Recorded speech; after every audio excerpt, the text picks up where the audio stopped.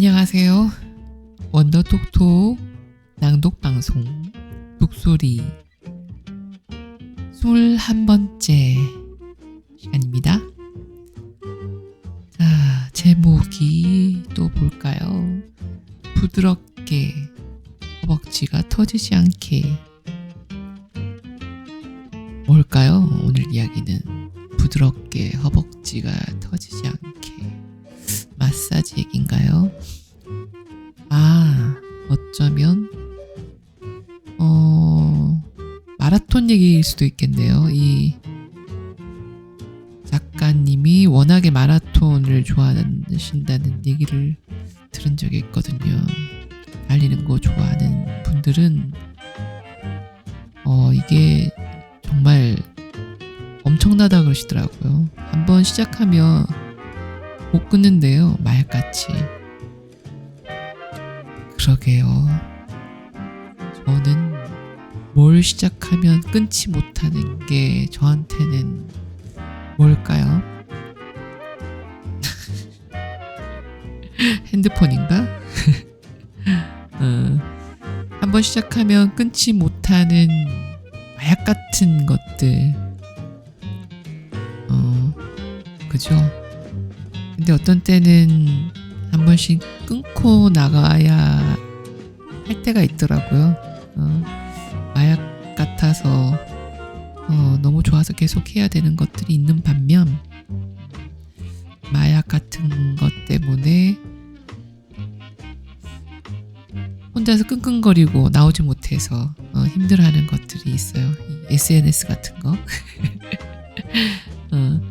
어떤 날은 좀 멀리 갖다 놓고 이렇게 가까이서 울리는 소리 안 들리게 해놓는 시간도 필요할 것 같습니다. 우리한테 어떤 마약이 유익한지 아니면 좀 힘든 거는 좀 멀리 해야 될지 찬찬히 주위를 돌아보는 시간도 필요할 것 같습니다. 그러면 어떤 내용인지 한번 들어갈게요. 부드럽게 허벅지가 터지지 않게. 제주에 내려와 약 3년 동안 살았던 집은 전형적인 제주 밖거리 집이었다. 밖거리는 제주도 방언이다. 한 집에 안팎으로 2채 이상의 가옥이 있을 때 바깥에 있는 집채를 밖거리라고 말한다. 안쪽에 위치한 집은 안거리라고 하고 보통 집주인이 산다. 안거리에 사셨던 집주인 부부는 무척 순박하고 인품이 훌륭한 분들이셨다. 당연한 말이지만 어떤 집주인과 함께 사는가 하는 것은 세입자의 삶의 중요한 부분이다. 제주에 내려오기 직전 3년 동안 서울 종로구에 살며 이를 처절하게 깨달았다. 나는 그때 집주인의 말을 잘 알아듣지 못할 때가 많았다. 너무나 악의적인 말을 내뱉어서 내가 이해한 바를 도저히 믿을 수 없었기 때문이었다. 동일한 모국어를 쌍방으로 쓰면서도 이토록 말이 안 통할 수 있는 것인지 답답해서 여러 번 숨이 막혔다. 고소 직전까지 갔던 막장 체험을 수료하고 제주로 건너와 만난 새 집주인은 반들반들한 사람들이었다. 두 분의 피부도 그 집의 마룻바닥도 잘 익은 감귤처럼 선량하게 윤이 났다. 나는 그분들하고도 말이 잘 통하지 않았다. 제주어 때문이었다. 나는 말이 통하지 않는 외국 사람과 대하는 것을 아주 많이 좋아한다. 매일매일 한국말을 주고받는 것은 자연스럽고 유용하고 불가피하면서도 너무 자주 지저분하고 징그럽고 불필요하다고 느낀다. 그러다 우연히 말이 통하지 않는 외국인과 눈빛으로, 손짓으로 온몸을 동원해 더듬거리며 좋아한다. 날씨가 좋다. 맛있다. 기쁘다 같은 정말 필요한 말만을 주고받고 있으면 내 언어의 방바닥을 먼지 없이 물걸레질한 듯한 기분이 든다. 뿐만 아니라 그런 대화를 나눌 때의 얼굴도 좋아한다. 경청의 한계를 알면서도 넘어서려 하는 얼굴. 이해를 다 하지 못한 게 분명한데도 절대 이 대화를 포기하지 않겠다는 의지가 담긴 결연함으로 반짝이는 눈빛은 아마도 인간이 지닌 최고의 아름다움 중 하나가 아닐까 하고 생각한다. 나는 새로운 집주인 부부와 대화할 때 늘 그런 표정을 짓고 있었을 것이다. 두 눈을 그 윤나는 얼굴에 고정해 두고 도무지 무슨 말씀을 하시는 건지 모르겠어요. 그렇지만 저는 두 분이 너무 좋아요. 어떻게든 이해해 볼 거예요. 라고 말하는 표정. 그래서 그런지 나는 두 분의 말을 제대로 알아듣지 못해 부탁을 이행하지 않거나 엉뚱하게 이행한 적이 태반이었다. 그럼에도 두 분은 단 한 번도 얼굴을 붉히는 일이 없었다. 제주의 본격적 삶도, 두 마리의 고양이와 함께하는 삶도 다 이 집 안에서 평화롭고 안전했다. 이 집에 단점이 없는 것은 아니었다. 그리고 세상의 모든 단점이 그렇듯이 처음에 사소했지만 점점 사소하지 않은 것이 되었다. 집은 작았다. 처음에는 아늑하다고 생각했지만 점점 좁다고 생각하게 되었다가 나중엔 좁아 터졌다라고 느끼기에 이르렀다. 물건들을 계절에 맞게 꺼내고 집어넣을 수 있는 수납 공간이 없어서 겨울에는 침대 머리맡에 놓인 먼지 앉은 선풍기를 보면서 잠을 잤고 한여름에는 거실에 방치된 히터 옆에서 밥을 먹었다. 사실 이런 건 그다지 심각한 문제는 아니었다. 내가 생각하는 정말 크고 심각한 문제는 바로 나 자신이었다. 나는 같이 사는 이종수가 새 옷이나 신발을 사면 와, 잘 어울려 라고 말하기 전에 집에 공간도 없는데 어디다 둘 거냐고 구시렁거렸다. 또 라이 형하고 재밌게 놀다가도 좁은 집안을 우다다거리며 돌아다닐 땐 답답해서 소리를 질렀다. 작은 집에 사는 일이 힘에 부친다고 나는 내가 사랑하는 존재들을 일상적으로 몰아세우고 괴롭혔다. 그런 나를 고치고 싶었지만 늘 실패했고 그래서 자주 부끄러웠다. 단점은 하나 더 있었다. 그것은 집 외부에 있었다. 그 집에는 작지만 마당이 있었고 집의 뒤쪽으로는 작은 텃밭도 있었다. 분명히 그 집에 입주하면서 이것저것 작고 사소한 채소들을 바지런히 기르고 먹으면서 살아보겠다 다짐을 했었던 기억이 난다. 다정한 동네 이웃이 선의로 상추를 그냥 심어주고 마트에서 대파 한 단을 샀다가 심심풀이로 몇 뿌리 심기도 했다. 그러나 그때그때 관리해주지 않고 방치하는 바람에 보통 사람들이 상상할 수 없는 상추와 파를 보는 귀한 경험을 하였다. 아마 타샤 투더도 상추와 파의 그런 끔찍한 모습은 본 적이 없었을 것이다. 단아한 멋이 있었던 앞마당과 뒤뜰에 그런 식으로 장난을 쳐놓고 방치하는 바람에 날이 갈수록 우리 집은 더 작고 기괴해져 갔다. 그 외에도 소소하게 폭설에 한번 고립을 당하고 여름엔 물난리를 겪고 하면서 나는 자꾸만 현대식 집을 그리워하는 사람이 되었다. 결국 헤어짐을 아쉬워하는 주인집 아저씨와 아주머니를 뒤로 하고서 나는 매몰차게 떠났다. 수납 공간이 충분하고 성실하게 둘러보아야 할 마당도 텃밭도 없고 폭설과 폭우로부터 안전하고 어느 틈에 집 안으로 뛰어들어온 바퀴벌레나 지네 이름을 알 수 없는 진기한 벌레들을 굳이 마주하지 않아도 되는 그런 나약하고 비겁한 현대인의 공간으로 말이다. 지금 살고 있는 집은 현대식 건물의 5층. 엘리베이터도 있다. 예전 집에서는 부엌으로 난 창을 열면 나랑 기습적으로 눈이 마주친 옆집개가 민망해서 컹컹 짖곤 했다. 현관을 통해서는 이 동네 모든 떠돌이개 고양이들이 마당으로 오고 가는 기척도 알 수 있었다.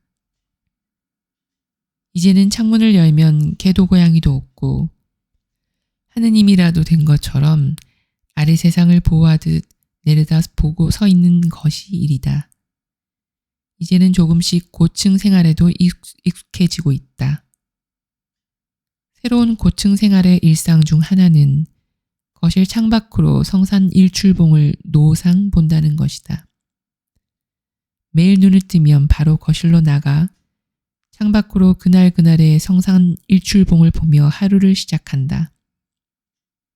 특별히 다짐을 하고 하는 행동이 아니라 눈을 뜨면 잠이 덜 깬 몸이 알아서 미적미적 그 앞으로 나아간다.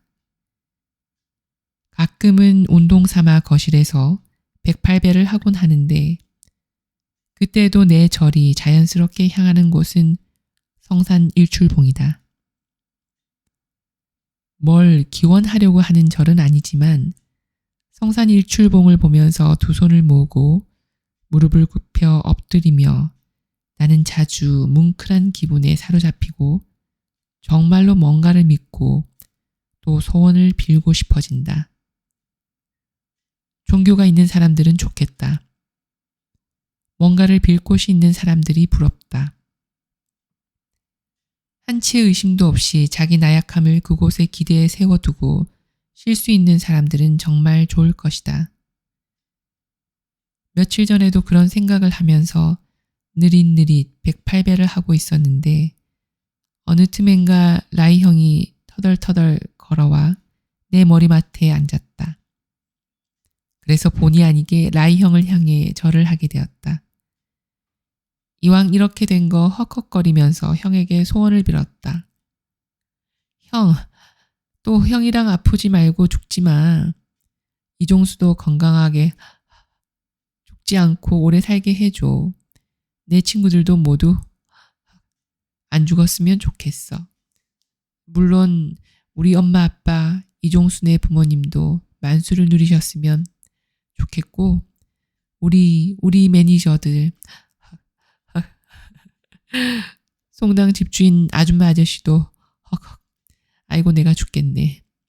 나는 아침마다 성산 일출봉을 보고 가끔은 소원도 비는 생활을 하면서 비로소 관광지라는 거품이 거친 성산 일출봉을 볼 수 있게 되었다. 사실 성산 일출봉은 유명하기 때문에 유명하다. 말이 좀 이상하지만 정말 그렇다. 제주에 방문하는 사람들은 대체로 성산 일출봉이 유명하다니까 가고 유명하다니까 우와 하고 감탄한다. 나부터도 그랬다. 실제로 오를 생각은 단 한 번도 하지 않은 채 좋대, 유명한 곳이래 하면서 몇 년을 보냈다. 그 시간을 만회하고 싶어서였는지 성산 일출봉을 제대로 알아본 이후 자꾸만 그곳에 오르고 싶었다. 한편 이종수는 성산 일출봉을 딱 한 번 실제로 오른 적이 있었다. 공식 애인이 되기 전 우리는 친구로 제주에서 본 적이 있었는데 무슨 이유에서였는지 그때 이종수가 나에게 큰 혼쭐이 났고 울적한 마음을 달래기 위해 어두운 새벽부터 그곳에 올라 일출을 보고 내려왔던 것이다. 그때 어땠냐고 물을 때마다 동기가 우울해서였는지 이종수는 좋은 대답을 들려줬던 적이 없었다. 허벅지가 터지는 줄 알았다. 바람이 너무 불어서 추워 죽는 줄 알았다. 사람들이 너무 많았다. 하필 날도 흐려서 일출이 제대로 보이지도 않았다. 얼마 전 나는 거실 창에 붙어서 성산 일출봉을 또 하염없이 쳐다보다가 이종수에게 말했다. 나도 성산 일출봉에 올라가 보고 싶어. 이종수는 허벅지 터질 텐데 하고 말했지만 뒤이어 좋다고 했다. 그래, 한번 같이 올라갔다 오자. 우리는 각자 필름 카메라를 하나씩 챙겨 들고 오후 늦게 성산 일출봉에 올랐다. 매표소에서 티켓을 끊고 천천히 완만한 들판을 걸어 올랐다.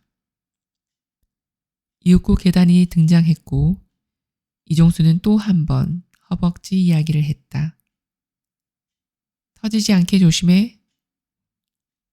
정상에 올랐다. 우리는 둘 다 허벅지가 터지지 않았다. 이종수는 놀라운 듯 말했다.